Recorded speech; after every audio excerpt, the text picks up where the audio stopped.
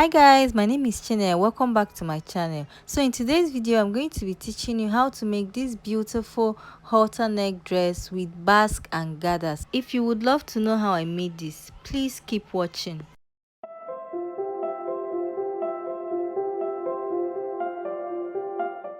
To make this dress, you'll be needing at least 2.5 or 3 yards of fabric. You'll be needing your tape, your ruler, marker, and of course your pattern paper.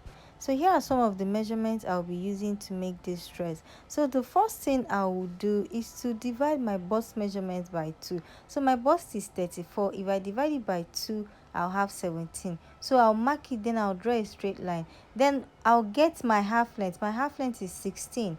So I'll also mark it and I'll draw a straight line. Please, I have a detailed tutorial on how to make a basic bodice. You can watch it so you understand how I make a basic bodice. So the next thing I'll be doing is to divide my bust measurement by 2. So one side will be for the back and the other side will be for the front. So I'll also mark it and I'll draw a straight line. The next thing is to start imputing my measurements. I'll get my bust point and my under bust. I'll also mark it and draw straight lines. I'm indicating the center front and the center back. So the next thing I'll be doing is to get my shoulder. So my shoulder is 13. If I divide it by 2, I'll get 6.5. So I'll mark it and come down by 1.5 for the shoulder slant. Then for the back, I'll come down by 1 inch. Okay, for the neck, I'll be using 3 inches for the width and 3.5 for the depth of my neck. Then for the back, I'll be using 3 inches for the width and 1 inch for the depth.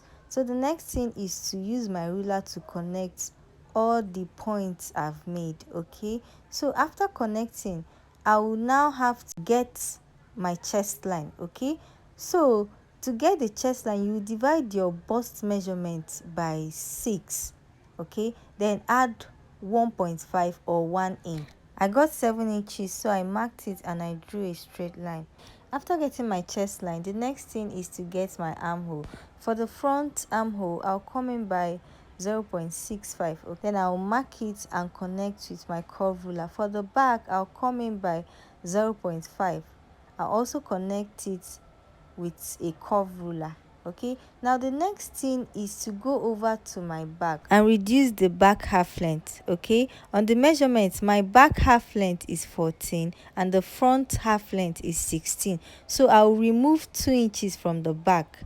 Now on the front, I'll also remove 2 inches. That will be the bust dart. The next thing I'm going to be doing is to get my dart. So my nipple to nipple is 7 inches. So if I divide it by 2, I'll have 3.5. So I'll mark it, connect it with a straight ruler. Then on the sides, I'll measure 0.5 on both sides and connect.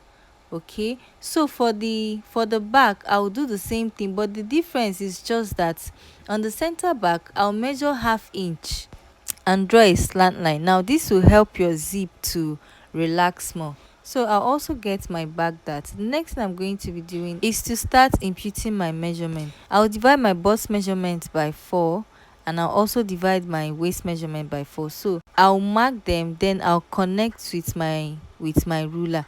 Please, on the waistline, you have to add 1 inch for your dart. On the chest line, I'll come down by 2 inches. Now, this 2 inches is the 2 inches I reduced from the back.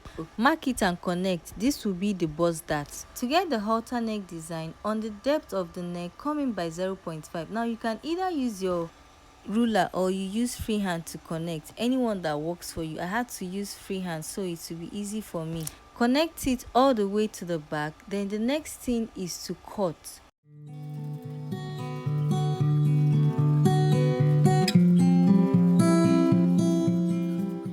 So after cutting, I'll open my waist dart and close my bust dart. Now once I close my bust dart, my front length and my back length will be the same. Close the bust dart and use sellotape to hold it. So I'll finish cutting out the pattern and show you guys.